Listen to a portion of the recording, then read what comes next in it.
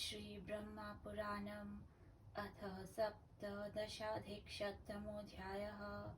ब्रह्मोवाच आत्मतीर्थमिति ख्यातं भुक्तिमुक्तिप्रदं नृणां तस्य प्रभावं वक्ष्यामि यत्र ज्ञानेश्वर शिव दत्त इत्यपि विख्यात सौत्रिपुत्रो हरप्रिय दुर्वासस प्रियो भ्राता सर्वज्ञानविशारद स गत्वा पितरं प्राह विनयेन प्रणम्य च दत्त उवाच ब्रह्मज्ञानं कथं मे स्यात्कं पृच्छामि क्व यामि च ब्रह्मोवाच तच्छ्रुत्वा त्रिपुत्रवाक्यं ध्यात्वा वचनं ब्रवीत् अत्रिरुवाच गौतमीं पुत्र गच्छ त्वं तत्र स्तुहि महेश्वरं स तु प्रीतो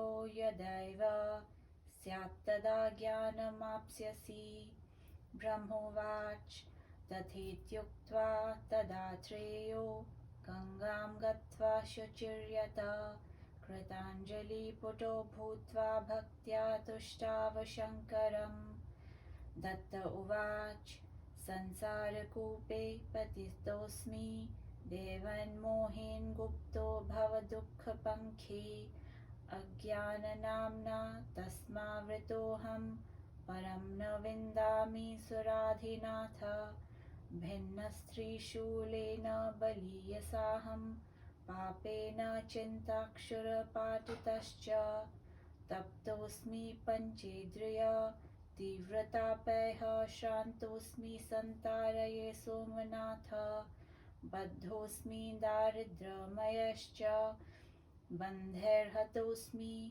रोगानलतीव्रतापै क्रान्तोऽस्म्यहं मृत्योर्भुजङ्गमेन भीतो भृशं किं कर्वाणि शम्भो भवाभवाभ्यमतिपीडितोऽहं तृष्णाक्षुधाभ्यां च रजस्तमोभ्याम् ईदृक्षया जरया चाभिभूत पश्यावस्थां कृपयामेद्यनाथ कामेन कोपेन च मत्सरेण दम्भेन दर्पादिभिरप्ययेनैकैकशः कष्टगतोऽस्मि विद्धस्त्वं नाथ द्वारय नाथ शत्रून् कस्यापि कश्चित् पतितस्य पुंसो दुःखप्रणोदी भवतीति सत्यं विना भवन्तं मम सोमनाथ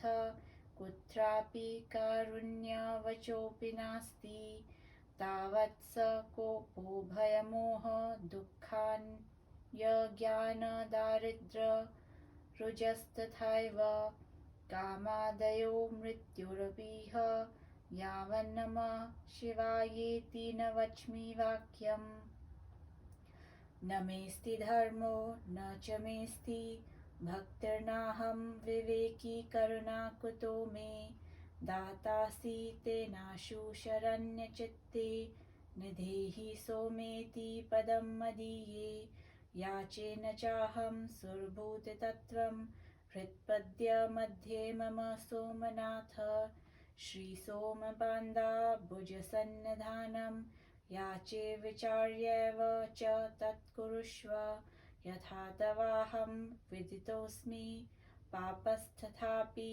विज्ञानपनाम शृणुष्व संश्रूयते यत्र वच शिवेति तत्र स्थितिः स्यान्मम सोमनाथ गौरीपते शङ्कर सोमनाथ विश्वेश कारुण्यनिधेऽखिलात्मन् संस्तूयते यत्र सदेति तत्र केषामपि स्यात् कृतीनां निवासः ब्रह्मोवाच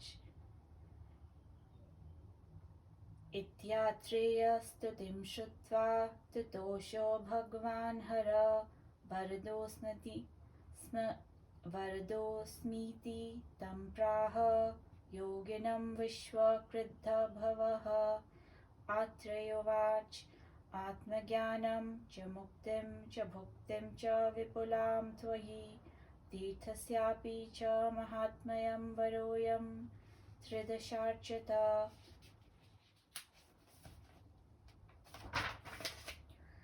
ब्रह्मोवाच एवमस्तित्वतीतं शम्भुरुक्त्वा चान्तरधीयत ततः प्रभृति तत्तीर्थमात्म तीर्थं विदुर्बुधा तत्र स्नानेन दानेन मुक्ति स्यादह नारद।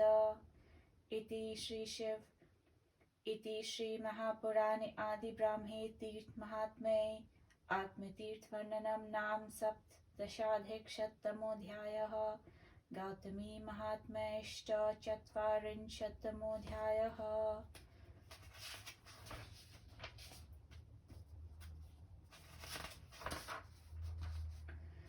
ब्रह्मा जी ने कहा, मनुष्यों को भोग मोक्षप्रद आत्मतीर्थ भी प्रसिद्ध है।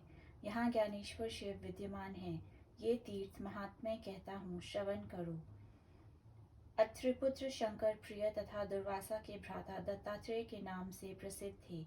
वे सभी ज्ञानों के पंडित थे। एक बार अपने माता पिता के पास जाकर प्रणामांत में उनसे पूछने लगे।